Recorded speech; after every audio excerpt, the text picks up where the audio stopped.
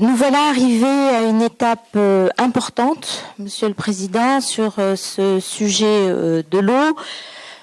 Sujet de l'eau qui crise, on va dire, qui est existant sur le territoire de Mayotte depuis maintenant quelques mois, qui a mobilisé les services de l'État, le SIAM, le préfet, donc, pour un comité qui est en place depuis le mois de décembre, un comité de suivi de ressources en eau qui nous a permis de prendre ensemble les mesures d'urgence.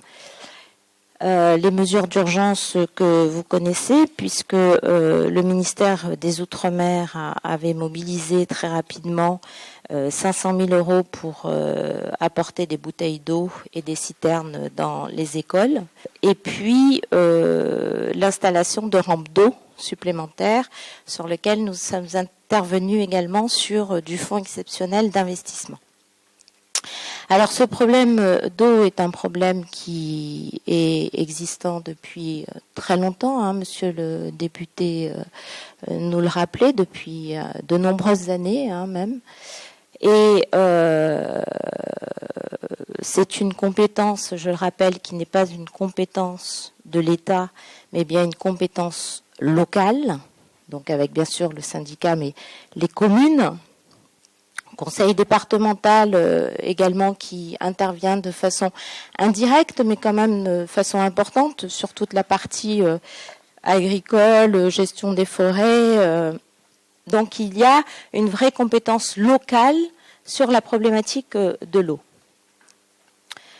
Néanmoins, face à la situation dans laquelle Mayotte était depuis ces derniers mois, l'État a pris sa place dans la gestion de la situation d'urgence. Mais au-delà de la situation d'urgence, nous avons souhaité travailler, donc c'est ce que nous faisons depuis quelques mois, travailler sur la réponse ou l'accompagnement l'accompagnement des collectivités afin qu'elles puissent répondre par des mesures à moyen long terme.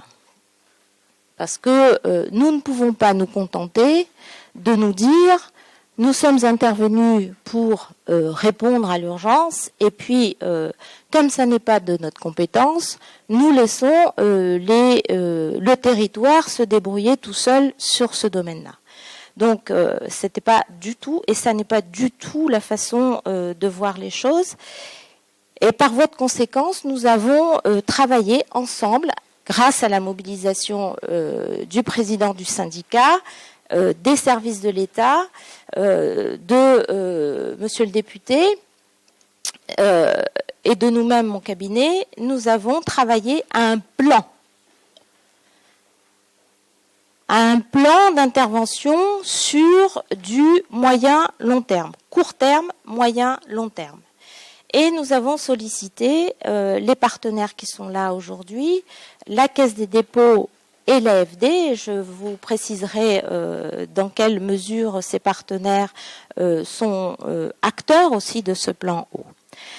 Alors, l'idée étant de dire, nous sommes en saison des pluies, et il y a souci, et devant nous, il y a la saison sèche, qui va s'ouvrir en juin. Donc, nous devons agir pour que la saison sèche, il n'y ait pas de problème d'eau à Mayotte. D'une part. D'autre part, nous voulons, en tout cas les moyens que nous mobilisons pour le territoire, c'est pour que l'année prochaine, il n'y ait plus de problème à gérer sur l'eau. C'est notre souhait. C'est pour ça que nous sommes réunis aujourd'hui. La balle est dans notre camp. Nous, on va faire le nécessaire pour tout simplement avancer sur ce projet qui sont très très importants pour Mayotte. Parce qu'il faut savoir que Mayotte avait vu des moments très difficiles dans ce domaine de l'eau. Il y a des choses qui devaient être faites depuis très très longtemps. Malheureusement, ça n'a pas été fait. Voilà une vraie proposition de l'État, un vrai engagement avec effectivement nos partenaires, la Caisse des dépôts et l'AFD.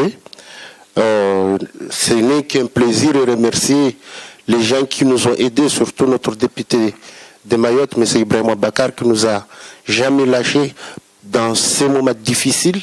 Il a toujours été à côté de nous, de demander tout le temps des résultats, et puis surtout remercier les services de l'État, le préfet de Mayotte, qui a travaillé jour et nuit, qui travaille difficilement. Je le mets, ne serait-ce qu'une seconde à sa place, le travail exceptionnel qu'il a réalisé et qu'il réalise tous les jours, des réunions, toujours pour trouver des solutions. Voilà une vraie proposition. Je pense que la balle aujourd'hui est dans le camp de mes techniciens. Avec les techniciens qu'on va avoir, en plus la convention qu'on va signer avec l'AFD, je pense que c'est un plus pour répondre rapidement à ces engagements, parce que je pense que le moment est moment des résultats. On ne peut plus sortir des belles phrases, des belles paroles. Ça suffit, je pense que maintenant, on doit avoir du concret. Et le concret, c'est ça. Structurellement, la période de sécheresse commence en juin et il faut se préparer effectivement à pouvoir l'affronter et la franchir. Du côté de l'AFD, avec l'appui du ministère, on travaille depuis longtemps avec le SIAM qu'on connaît bien. Le principe qu'on a retenu, c'est d'appuyer le SIAM avec des équipes techniques pour pouvoir réaliser dans les meilleurs délais les différentes phases de ce projet. Globalement, je dirais qu'il y a des financements possibles. Il y a beaucoup de financements possibles sur l'eau à Mayotte. Il y a des financements structurels européens, il y a le financement du contrat de plan. Donc, on est face à des investissements qui sont possibles, qui sont importants. Mais là où on a une difficulté, c'est ce qu'on va faire avec le SIAM, c'est de pouvoir préparer les dossiers pour qu'ils soient bancables, pour qu'ils soient finançables, et ça dans les meilleurs délais. Et donc, c'est le principe qu'on a retenu avec le SIAM. Et une équipe d'ingénieurs va rejoindre le SIAM assez rapidement pour pouvoir préparer ces dossiers et en vue des financements européens. Donc c'est un peu le challenge qu'on se donne avec le SIAM, c'est de mettre en place cette équipe le plus rapidement possible et de pouvoir appuyer le SIAM dans le montage des dossiers. La Caisse des dépôts a des niveaux d'exigence élevés pour assurer des financements publics. C'est notre rôle, c'est notre responsabilité. Notre métier depuis 200 ans, c'est d'accompagner le développement des territoires. Le directeur général de la Caisse des dépôts, Pierre-René Lemas, souhaite que nous redevenions la Caisse des dépôts et des territoires, et il me rajoute et des territoires ultramarins et Mayotte, bien entendu. Je suis ici aujourd'hui et je remplace Monsieur Marc Abadi, le directeur du réseau, qui malheureusement n'a pas pu venir ce matin. Par contre, je vous confirme qu'il sera à Mayotte les 14 et 15 mars. Il souhaite aller sur le terrain, il souhaite rencontrer l'ensemble des acteurs publics de manière à vérifier concrètement quelles sont la totalité des besoins de ce territoire, car le métier de la Caisse des dépôts, c'est l'intérêt général et d'agir structurellement sur le long terme. Nous sommes ici sur le 3e volet présenté par Madame la Ministre, celui du long terme. Nous nous appuyons bien entendu sur le bureau d'études EGIS, qui est une filiale de la Caisse des dépôts, qui est au service de l'ingénierie du projet. Nous avons la plus grande confiance dans les travaux qui sont menés par EGIS avec la maîtrise d'ouvrage qui est le syndicat des eaux et de l'adduction de Mayotte. Nous avons d'ores et déjà dans l'urgence assuré et validé un tirage de 17 millions de manière à ce que les travaux puissent commencer. Ces travaux, en ce qui nous concerne, ils sont là pour s'inscrire dans des durées très longues, car les travaux que nous allons mener, c'est pour les 30 à 50 prochaines années que nous les finançons. C'est ça notre spécialité, c'est le long terme, et nous sommes ici pour répondre structurellement, dans la durée, aux besoins des acteurs du territoire et au service des populations de Mayotte. Je vous remercie.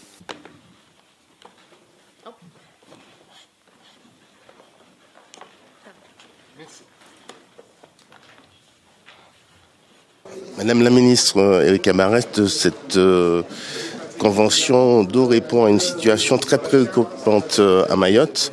Et pensez-vous que ce fonds d'urgence que vous avez débloqué va aider efficacement Mayotte à sortir de ces problématiques ? Alors, d'abord, il y a plusieurs... le protocole réunit des financeurs, l'État et les acteurs de l'eau, puisque vous savez que la compétence de la gestion de l'eau n'est pas une compétence que l'État doit assumer. Ce sont les acteurs locaux, le syndicat de l'eau et les collectivités locales, en particulier les communes. Vu la situation, l'État a pris des mesures d'urgence que vous connaissez, mobilisation pour des citernes, des bouteilles d'eau et une aide technique. Mais au-delà de ça, j'ai souhaité que nous puissions construire avec le syndicat de l'eau de Mayotte des dispositifs pour construire le moyen et le long terme. Parce qu'il faut préparer la saison sèche de juin et puis le futur. Moi, je souhaite poser cette pierre-là parce que c'est un sujet qui date de très très longtemps, l'eau.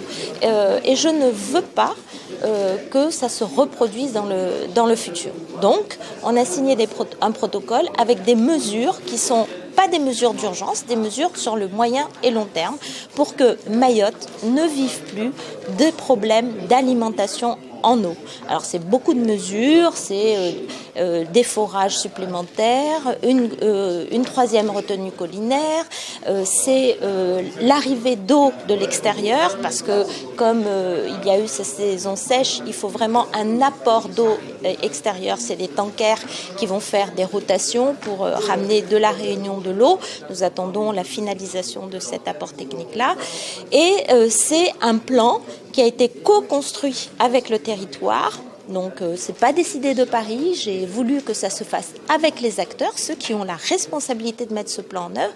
Et puis, j'ai souhaité aussi d'avoir les financeurs aujourd'hui, donc la Caisse des dépôts et consignations, qui a fait un prêt au syndicat, et l'Agence française de développement, avec qui j'ai signé une convention pour que cette agence française accompagne les acteurs locaux pour monter leur dossier de financement de fonds européens, etc. Vous savez, c'est toujours très compliqué de faire ça.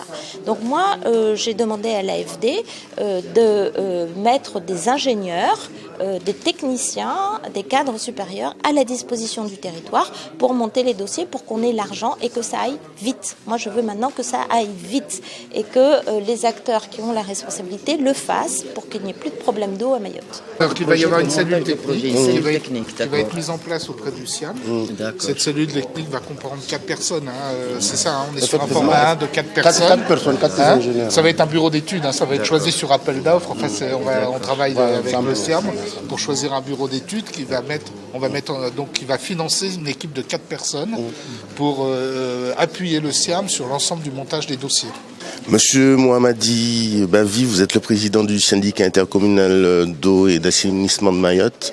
Ce plan d'urgence de l'État répond-il aux attentes du SIAM pour régler la situation de l'eau à Mayotte ?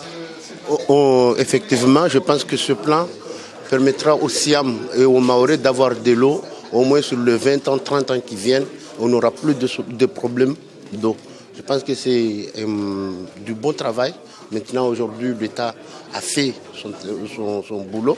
Maintenant, c'est au SIAM de faire son travail correctement et de répondre à ses besoins et de réaliser ses travaux rapidement. Il y a toute une série d'ouvrages qui sont construits par le syndicat des eaux en ce moment, des ouvrages d'assainissement. Donc, ils sont en train d'accélérer les stations d'épuration. Voilà. Mais ces steps-là, voilà, ce sont des choses qui vont modifier la volumétrie des usages des eaux. Et puis, on a l'industrie. Et puis, on a aujourd'hui l'agriculture qui, effectivement... Donc, c'est vraiment l'ensemble de la réflexion sur le besoin en eau du territoire qui doit aujourd'hui être remis sur la table pour au-delà de la consommation humaine. L'urgence aujourd'hui, c'est la consommation humaine. Mais dans les 10 ans qui viennent, au-delà de la consommation humaine, ce sont toutes ces considérations qu'il faut prendre en compte, en ligne. Alors, avec moi, dans ce que vous indiquez là sur l'accompagnement en ingénierie, il y a le hard. Moi, j'aimerais que vous alliez un peu plus loin que le simple montage de dossiers pour construire des retenues. Moi, ce qui m'a frappé, il y avait des savoir-faire que nous avons perdus. Et moi, je parle ici devant des personnalités qui sont tous des anciens conseillers généraux de Mayotte. Mais monsieur le deuxième vice-président a été président de la commission restreinte à Mayotte. Le directeur de cabinet a été aussi conseiller général. On a un service dit au conseil général des eaux et forêts qui était l'un des services les plus structurés du territoire, qui faisait un travail remarquable de reboisement. Moi, je chassais des pigeons. Donc, je circulais dans le territoire de Mayotte, je voyais ce travail de reboisement qui a été fait notamment sur les hauts de Kombani, mais de l'Epadza du Sud, pour ce qu'on appelle le reboisement des Padza financé par l'Union européenne. Du temps où on était FED. C'était le programme FED qui finançait tout cela. Mais malheureusement, ce service, aujourd'hui, il est mis à terre. Alors, on est dans un moment où les acteurs changent avec l'introduction à Mayotte de l'ONF, l'Office national des forêts, l'agence de la biodiversité. Dans ce moment-là, il faut que les acteurs qui œuvraient pour protéger ces ressources à la base. Monsieur Boubacar, vous êtes député de Mayotte. Êtes-vous satisfait du plan et de l'engagement du gouvernement en faveur de la situation de l'eau à Mayotte? Ce sont là des engagements forts. Ce sont des décisions avec des financements, avec des acteurs pour les mettre en œuvre, de l'ingénierie, un calendrier, et des délais. Dans les décisions qui ont été annoncées, toutes les possibilités de récupérer de l'eau en ruissellement, de l'eau en forage ont été retenues. Et des solutions pour diversifier la ressource en eau ont également été retenues. Une usine de dessalement. Des solutions pour améliorer le réseau actuel ont été faites pour l'interconnexion, la rehausse de l'acteur retenue collinaire, et il est envisagé également de construire une troisième retenue collinaire avec des partenariats financiers, des partenariats techniques forts qui ont été actés. Et donc là, on est vraiment dans le moment de la décision. Et il faut maintenant que les acteurs locaux en charge de ces programmes, de ces projets, les mettent en œuvre sans tarder. L'objectif, parce que maintenant il a recommencé à pleuvoir là-bas, l'objectif c'est que l'ensemble de ces mesures puissent être opérationnelles pour qu'au moment de la saison sèche, parce que la saison sèche vient chez nous là-bas vers le mois de juin, juillet, au moment de la saison sèche, on ne retombe pas à nouveau dans cette crise de l'eau, et que dans les années qui viennent devant nous, avant l'achèvement de la construction de la retenue collinaire, on ne vive plus ces situations. Et donc là, c'est un ensemble de décisions cohérentes qui viennent d'être prises, des décisions opérationnelles qu'il va falloir mettre en œuvre. Après, une fois que ce train de décisions aura été mis en œuvre, une autre série de décisions de long terme, là encore avec les acteurs concernés, les communes, le conseil général, devront être envisagées sur des questions structurelles de plus long terme. Mais comme on dit, à chaque jour suffit sa peine. Aujourd'hui, c'était vraiment répondre à cette urgence. Et c'est ce qui a été fait ici avec ce partenariat État, acteurs locaux pour apporter la réponse que la population attendait.